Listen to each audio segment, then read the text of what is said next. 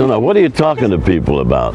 Well, I wanted to talk to you about just everything you've done in the industry. How did you get started in... How long, how much time you got? How did I get started? Yeah, how'd you get started in the industry? I was born in Birmingham, Alabama, and they immediately shipped me out because I announced that the only thing wrong with Birmingham is when you leave Birmingham, you're still in Alabama. Anyhow, we then moved around a lot. My mother was a concert violinist.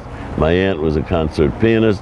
I studied music, you know, most of my early life. Okay. And I was in a piano recital and never got to the second ending, so I kept playing it over and over and over again. So my mother decided that wasn't a career for me.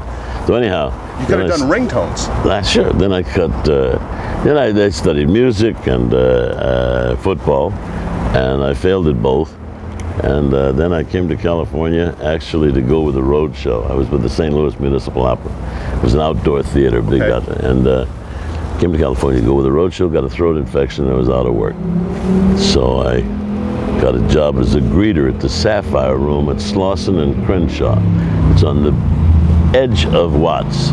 All right. I was a white greeter in an all-black nightclub. You were a white greeter at an all-black nightclub? I was a bouncer, but my wife hated that, so she said, never say that again. So I then announced that I had been an executive in charge of emergency departures. She said, still sounds like a bouncer. So anyway, through a series of misadventures, I became got a job booking the shows at Ciro's on the Sunset Strip, which is 100 years ago, but it was a very famous nightclub. All right. And then I also booked the shows at the Frontier Hotel in Vegas. And when Dinah Shore went to an hour show on NBC, I got a job hiring the guest stars for her show. Now that's a span of a lot of years, because when I started, there was nothing but Brontosaurus rex roaming around through glaciers.